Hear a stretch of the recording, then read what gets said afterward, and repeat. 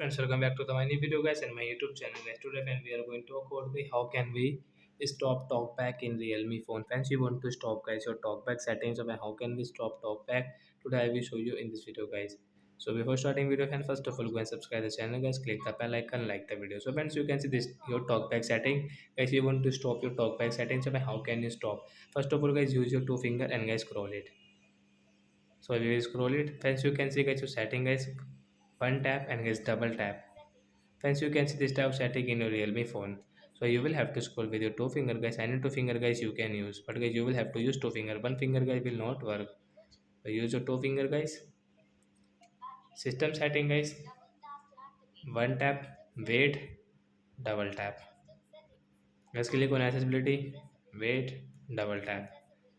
Guys click on vision setting, double tap, talk back, double tap.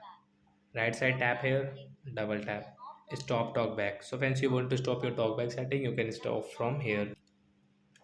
So I will click on double tap to stop. So once your talk back will stop guys, you can use your phone without any problem guys. You can see guys.